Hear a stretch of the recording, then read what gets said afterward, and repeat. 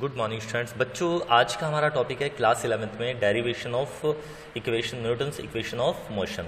सो बारी बारी से हम एक एक इक्वेशन ड्राइव करेंगे। पहले हम फर्स्ट इक्वेशन कर लेते हैं, that is Newton's first equation of motion. ठीक है। सो बच्चों, इसको ग्राफिकल मेथड से करेंगे हम। सबसे पहले हम एक ग्राफ बना लेते हैं। ग्राफ क्या है? एक ऑब्जेक्ट है जिसका इनिशियल वेलोसिटी u है और वो सीधा चला जा रहा है कांस्टेंट एक्सेलेरेशन से। एक्सेलेरेशन कैसा है? कांस्टेंट है। t टाइम बाद उसका वेलोसिटी हो जाता है v। ठीक है। सो इसमें क्या है, सबसे पहले मुझे वेलोसिटी टाइम ग्राफ बनाना पड़ेगा। मैं बना देता हूँ velocity time graph. This is velocity time graph. अब मैं जानता हूँ कि time t is equal to 0 पे वेलोसिटी u थी और time t is equal to t second पे वेलोसिटी आपकी v हो गई, v बढ़ के। ठीक है। सो बच्चों, इसमें आपको 2 पॉइंट मिल गए ग्राफ के। अब आपको पता है कि एक्सेलेरेशन कांस्टेंट है तो स्लोप क्या होगा? कांस्टेंट होगा। स्लोप क्या होगा? फिक्स कांस्टेंट, क्योंकि स्लोप देता है एक्सेलेरेशन। एक्सेलेरेशन कांस्टेंट तो स्लोप भी कांस्टेंट। सो ये स्ट्रेट लाइन ग्राफ बन गई दोनों पॉइंट के बीच में। इसमें बताओ कोई दिक्कत है क्या?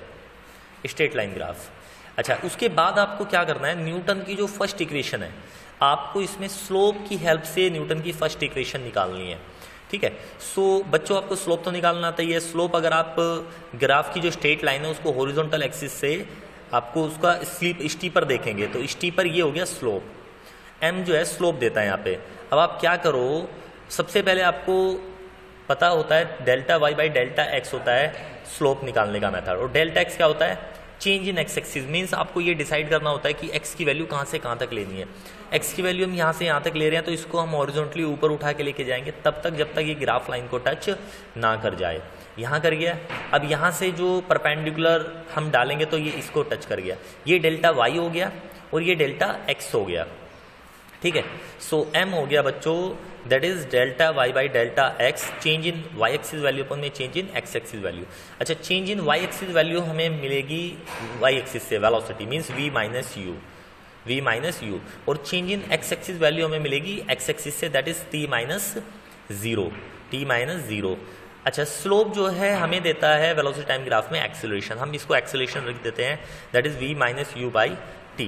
क्रॉस मल्टीप्लिकेशन करेंगे तो at is equal to v minus u, और आप u को इधर लेके आओ, u plus at is equal to v, और v इज इक्वल टू आ गया u प्लस at। न्यूटन की फर्स्ट इक्वेशन ऑफ मोशन हो गया। आपको इसमें कोई डाउट है तो बच्चों मुझे बताएंगे आप मैसेज करके। उसके बाद हम आगे बढ़ते हैं न्यूटन की सेकेंड इक्वेशन ऑफ मोशन की तरफ, that is Newton's second equation of motion.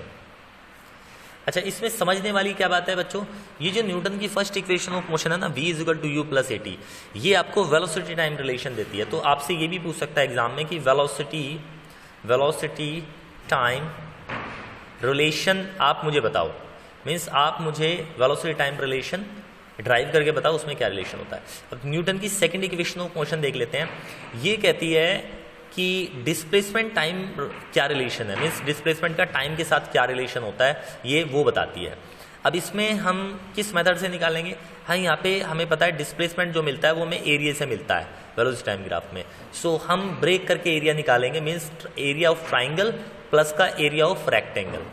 So total area जो हो जाएगा वो हो जाएगा area of triangle plus area of rectangle. अच्छा, एरिया ऑफ ट्राइंगल जो है वो हमें टोटल डिस्प्लेसमेंट देगा। एरिया ऑफ टोटल जो एरिया है वो हमें 0 से लेकर t तक टोटल डिस्प्लेसमेंट देगा, s लिख देते हैं। अच्छा, एरिया ऑफ ट्राइंगल आपको पता ही है half into base into height होगा। अगर ये राइट एंगल ट्राइंगल है और आपको सीधा सीधा दिख रहा है ये राइट एंगल ट्राइंगल है तो half into base into height. यहाँ पे जो एरिया ऑफ रेक्टेंगल हो जाएगा वो हो जाएगा लेंथ इंटू ब्रेथ। ठीक है बच्चों, हाफ इंटू बेस यहाँ पे टाइम है t, 0 से t तक, दैट इज t, और हाइट जो हो रखी है यहाँ पे वो हो रखी है बच्चों v माइनस यू। ये वाला हाइट चाहिए ना आपको, परपेंडिकुलर हाइट, तो हम यहाँ पे लिख देंगे v माइनस यू। अच्छा, लेंथ इंटू ब्रेथ चाहिए तो लेंथ हो गया t और ब्रेथ हो गया आपका that is u minus 0 u। So s is equal to हो जाएगा आपका ut प्लस हाफ t। अब बच्चों इसमें सबसे इंपॉर्टेंट जो चीज़ है वो क्या है, क्या आपका सेकंड इक्वेशन ऑफ मोशन में वेलोसिटी, फाइनल वेलोसिटी आना चाहिए? नहीं आना चाहिए। तो हम क्या करेंगे, हम वेलोसिटी v की वैल्यू फर्स्ट इक्वेशन से यहाँ रख देंगे। तो फर्स्ट इक्वेशन से यहाँ रखा तो u प्लस at हो गया, माइनस का u हो गया, u से u कैंसिल आउट हो गया, s is equal to u t plus half at square आपकी सेकेंड इक्वेशन ऑफ मोशन आ गई। इसको कहते हैं हम डिस्प्लेसमेंट टाइम रिलेशन। अब हम बच्चों आगे बढ़ते हैं न्यूटन की थर्ड इक्वेशन ऑफ मोशन की तरफ। न्यूटन की third equation of motion, Newton's third equation of motion. Newton third equation of motion क्या है बच्चों? ये बताती है हमें velocity displacement relation, velocity displacement relation. इसको कैसे ड्राइव करना है ध्यान से देखेंगे। अब पहले आपने एरिया को ब्रेक करके लिया था, किस केस में? न्यूटन की सेकंड इक्वेशन ऑफ मोशन में, area of triangle plus area of rectangle. अब आप एरिया को कंप्लीट एक ले लो, तो एक अगर आप कंप्लीट एक एरिया मान के चलोगे तो आपको दिख रहा है बच्चों ये ट्रैपेजियम है, ट्रैपेजियम है। सो एरिया ऑफ ट्रैपेजियम का फॉर्मूला होता है half into sum of parallel side, sum of parallel side into perpendicular distance between them, into perpendicular distance between them. So ये हो जाएगा बच्चों half into sum of parallel side, parallel side आपको दिख रहा है यहाँ पे ये v माइनस जीरो है बच्चों, और ये u माइनस जीरो है, मीन्स v माइनस जीरो और u minus zero means v plus u हो गया आपका। इन दोनों पैरेलल साइड के बीच का जो परपेंडिकुलर गैप आपको दिखाई दे रहा है वो t है बच्चों, वो कितना है? t है, तो आप यहाँ पे t रख दो। अच्छा, अब इसमें टोटल जो एरिया है वो डिस्प्लेसमेंट s दे रहा है। अब आप क्या करो बच्चों, जो थर्ड इक्वेशन ऑफ मोशन है उसमें आपका टाइम नहीं आता, टाइम नहीं आता तो आप फर्स्ट इक्वेशन से टाइम निकाल के यहाँ रख दो, ठीक है।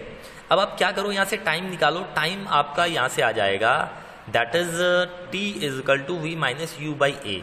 इस टाइम की जो वैल्यू आप यहाँ पुट कर दो, सो ये आपका हो जाएगा s is equal to half v plus u into v minus u by a. अच्छा, 2a को आप इधर लेके जाओ, 2as is equal to v square minus u square, u square को इधर लेके जाओगे तो u square plus 2as is equal to v square हो गया। अच्छा, इसको रीअरेंज करके लिखेंगे तो ये आपका बन जाएगा v square is equal to u square plus 2as।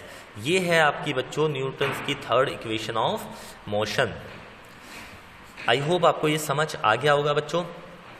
अब इसमें सबसे इंपॉर्टेंट चीज़ जो है ये अप्लाई कब होगी, एप्लीकेबल कब है ये, क्योंकि आपको इनको अप्लाई करना है न्यूमेरिकल्स में। सो एप्लीकेबल ये तब है जब एक्सीलरेशन कांस्टेंट हो।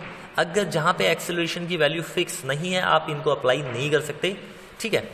अब हम आगे बढ़ते हैं न्यूटन्स की तो नहीं कह सकते, लेकिन वो एक स्पेशल टाइप ऑफ इक्वेशन है जो आपको याद रखनी होती है, ईजी हो जाता है अगर आप उसको यूज़ करते हो बहुत सारे न्यूमेरिकल्स में, ठीक है। सो मैं इसको फोर्थ इक्वेशन ऑफ मोशन भी नहीं बोल सकता, ये एक displacement means displacement equation of motion ही है एक तरीके से। अच्छा, ये nth displacement equation of motion. आपको ये बताना है किसी पूरी की पूरी मोशन में किसी एक पर्टिकुलर सेकंड में कितना डिस्प्लेसमेंट चला जाएगा डायरेक्टली इक्वेशन की हेल्प से। तो बच्चों मैं मान लेता हूँ कि आप इनिशियल वेलोसिटी u से चले और आपने t टाइम में s1 डिस्टेंस कवर कर लिया, ठीक है, एक्सेलरेशन a से चले। सो आपको ये बताना है अगर t टाइम में आपने s1 डिस्टेंस कवर किया, सो जो tth सेकंड है मीन्स लास्ट वाला जो सेकंड है t माइनस 1 से लेके t सेकंड तक का जो टाइम पीरियड है उसके अंदर आपने कितना डिस्प्लेसमेंट चला ये बताना है, ठीक है। सो t माइनस 1 सेकेंड में मैं मान लेता हूँ मैंने s2 डिस्टेंस चला, ठीक है। तो nth डिस्प्लेसमेंट जो हो जाएगा वो हो जाएगा दैट इज s1 माइनस का s2। इसमें कोई प्रॉब्लम आपको बच्चों? अच्छा, अब आपको सबसे पहला जो काम करना है वो s1 की वैल्यू निकालनी है। s1 की वैल्यू हम न्यूटन की सेकंड इक्वेशन ऑफ मोशन से निकालेंगे। कैसे? s is equal to ut plus half at का स्क्वायर। सो s1 हो जाएगा बच्चों ut plus half at square, first equation होगी। अब आपको s2 भी निकालना है। s2 आपको दिखाई दे रहा है, s2 जो डिस्टेंस कवर की है हमने वो हमने t माइनस 1 सेकेंड में की है।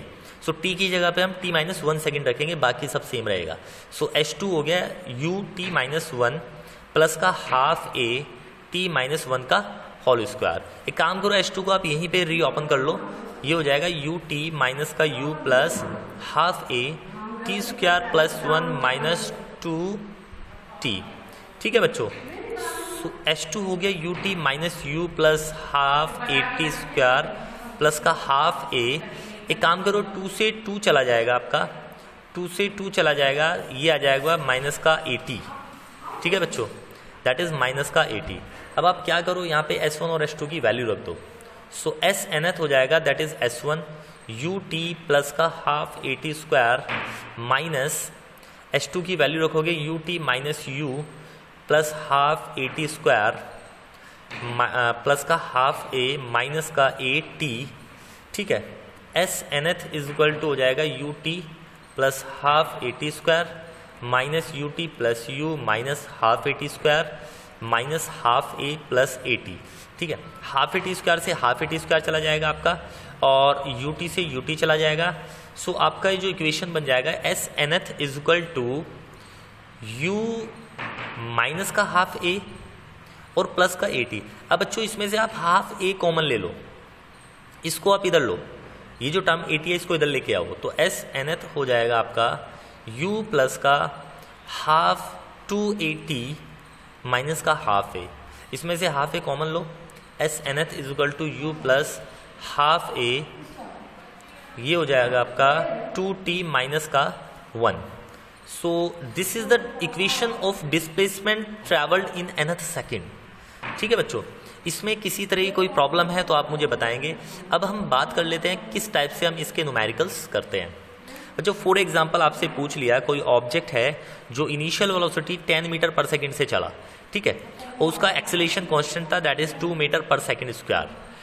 उसके बाद आपको ये बताना है अगर ये बहुत लंबे टाइम तक चला, आपको बस इतना बताना है कि t is equal to fifth 5वें सेकंड में उसने कितना चला। 5वें सेकंड का मतलब है t is equal to 4 second से लेके 5 सेकंड तक उसने कितना डिस्प्लेसमेंट चल लिया। सो हम इसमें इक्वेशन डायरेक्टली लगाएंगे, s nth is equal to u plus half a 2t minus 1। So s nth u कितना हो जाएगा बच्चों, यू हो जाएगा 10 प्लस का हाफ, ए कितना हो जाएगा 2 इंटू टाइम कितना हो जाएगा दैट इज 5 माइनस का 1। So s fifth second is equal to 10 plus 2 से 2 कैंसिल आउट कर दो, 5 2 ज़ा 10, 10 माइनस 1 ये 9 आ गया। So displacement travelled in fifth second that is 10 plus 9 19 metre हो जाएगा बच्चों। इसमें किसी तरह की कोई प्रॉब्लम हो तो आप मुझे मैसेज करके बताएंगे। आपका होमवर्क है, इसके ऊपर बेस्ड जितने भी न्यूमेरिकल्स है वो आप करेंगे। ठीक है बच्चों, थैंक यू।